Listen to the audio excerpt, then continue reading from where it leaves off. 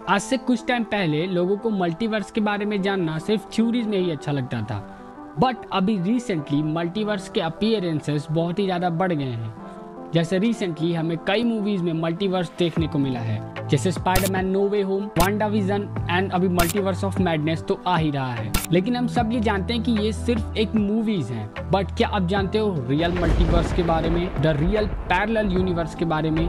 एक ऐसी दुनिया जहाँ आपका, मेरा, आपसे और मुझसे जुड़ी हर एक एक चीज का क्लोन है। एक ऐसी दुनिया जहां आप वो हर कुछ करते हो जो यहाँ नहीं कर पाते, चाहे वो अच्छा काम हो या फिर बुरा काम। एंड इन टुडेज वीडियो हम लोग इसी चीज का एक्सपीरियंस लेने वाले हैं। सो बिना किसी देरी के सीधा वीडियो में चलते हैं।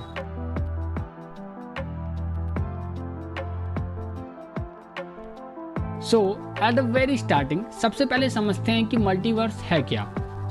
अकॉर्डिंग टू मल्टीवर्स थ्योरी, इस दुनिया में उपस्थित हर एक एक थिंग, चाहे वो लिविंग थिंग हो, चाहे वो नॉन लिविंग थिंग हो, या कोई कंडीशन हो, हर चीज का एक एग्जैक्ट कॉपी किसी और यूनिवर्स में मौजूद है। समझ रहे हो? मतलब ऐसी कोई भी चीज, चाहे वो मैं हूँ, चाहे वो आप हो, चाहे वो आपका पड़ोसी हो, हर कोई का एक क्लोन, एक कॉपी किसी दूसरे दुनिया में एग्जिस्ट करता है। बट आपको लगेगा कि भाई ये तो सिर्फ कहने कहने की बातें हैं, बट भाई इसके साइंटिफिक प्रूफ्स भी हैं, जिसमें सबसे पहले नंबर पे आता है इटर्नल इन्फ्लेशन थ्योरी। देखो, इटर्नल इन्फ्लेशन थ्योरी हमें क्या समझाती है। देखो, इस पूरी थ्योरी को समझने से पहले एक बहुत ही छोटी सी चीज़ क्लियर कर लेते हैं। हमारा जो स्पेस है वो इनफाइनाइट है, मतलब उसका कोई अंत नहीं है। वो कहाँ से शुरू है, कहाँ ख़त्म, किसी को नहीं पता। ठीक है, ये बात याद कर लो। अब चलते हैं अपनी थ्योरी की तरफ। अकॉर्डिंग टू इन्फ्लेशन थ्योरी, ये थ्योरी हमें ये बताती है कि हमारा जो यूनिवर्स है वो बना कैसे था। तो सबसे पहले एक सिंगुलैरिटी नाम का पार्टिकल था, उसमें बिग बैंग हुआ एंड उसके बाद हमारा यूनिवर्स फॉर्म हो गया।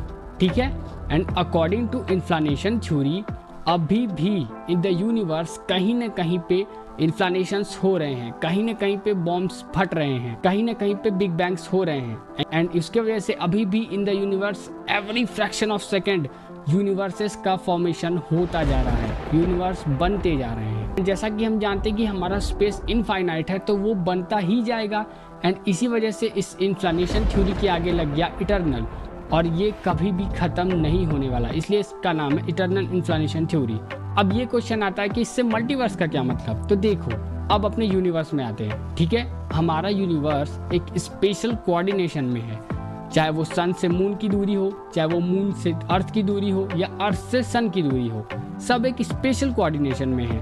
तभी जाकर के अर्थ पर लाइफ एग्जिस्ट करती है। ये बात है। ठीक है, अब आप एक मैथ्स का नंबर ले लो, लाइक 1 और 2। अब जब आप इसे लिखना शुरू करोगे ना, तो आफ्टर सेकेंड टाइम ये रिपीट होने लग जाएगा। ठीक है, एंड ये चीज़ ये प्रूफ करती है कि आप मैथ्स का कोई भी नंबर ले लो, जब आप उसे लिखते जाओगे तो वो एट द एंड रिपीट होने लगेगी। तो जो भी इन्फ्लेशंस होते हैं वो एक स्पेशल कोऑर्डिनेशन में आने के बाद ही होते हैं। जब मॉलिक्यूल्स अपना दबाव सह नहीं पाते तो वो फट जाते हैं। एंड अब चलते हैं अपने इन्फ्लेशन थ्योरी पर। तो थ्योरी क्या कह रही है कि लगातार इन्फ्लेशंस होते जा रहे हैं। एंड इसे ऐसे समझो कि इन्फ्लेशंस जो हो रहे हैं वो किसी न किसी कोऑर्डिनेशन पे हो रहे होंगे, जिसमें कभी कोई यूनिवर्स बनता होगा तो उसमें अर्थ की दूरी अलग होती होगी सन से, और मून की दूरी अलग होती होगी। लेकिन ये है तो एक नंबर में ही ना, कि कभी यहाँ पर होगा, कभी यहाँ पर होगा, कभी यहाँ पर होगा। सो अकॉर्डिंग टू मैथ्स, कभी न कभी एट द एंड ऐसा होगा कि जो हमारा यूनिवर्स है सेम कोऑर्डिनेशन वहाँ पर बैठेगी एंड वो नंबर रिपीट हो जाएगा। एंड जैसे ही वो नंबर रिपीट हो जाएगा, वहाँ पर एक मल्टीवर्स फॉर्म हो जाएगा। एंड क्योंकि उसका जो कोऑर्डिनेशन है वो एग्जैक्ट हमारे यूनिवर्स जैसा है, तो वहाँ पर चीज़ें भी एग्जैक्ट हमारे यूनिवर्स जैसी होंगी, वहाँ पे लोग भी एग्जैक्ट हमारे जैसे ही होंगे।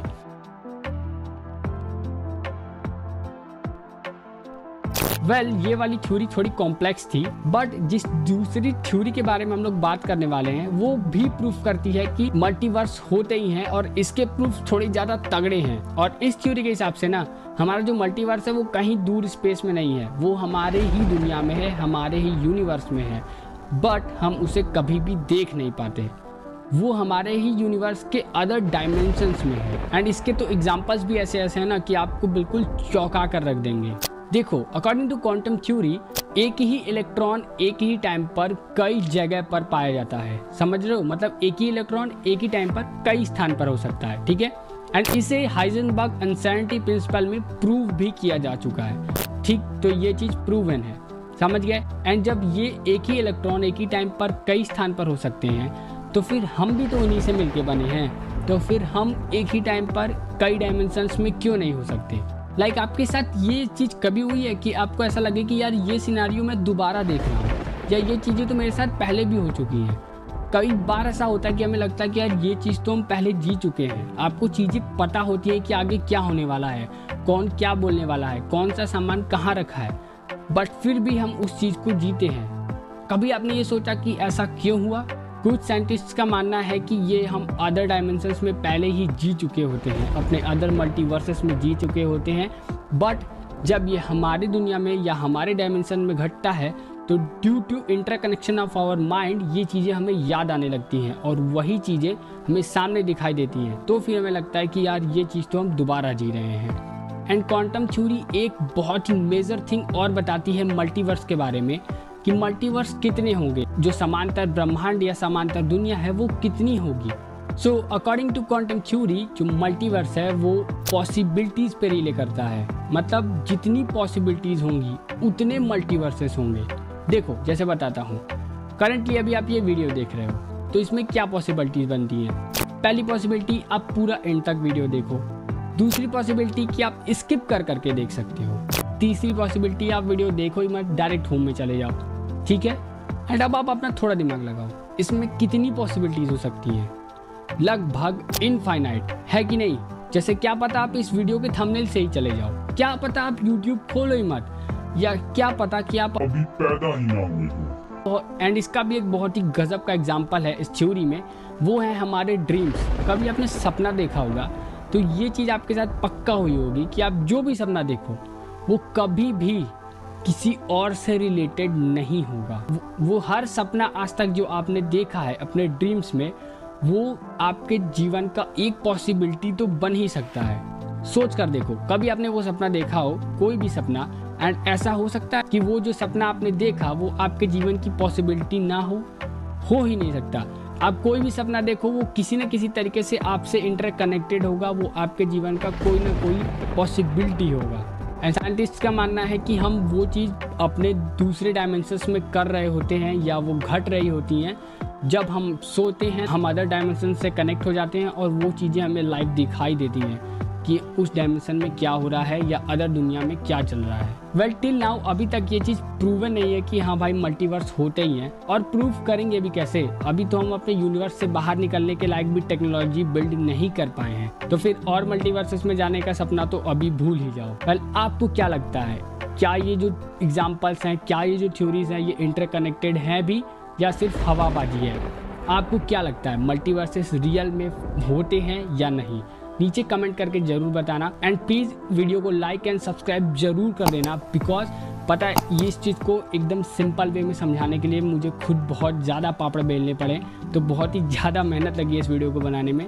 तो प्लीज़ लाइक एंड सब्सक्राइब कर दो। एंड अगर आपको लगता है कि ये वीडियो थोड़ी भी वैल्यूएबल है तो प्लीज़ किसी को शेयर भी कर देना। मिलते हैं नेक्स्ट वीडियो में। Thanks for watching, piece.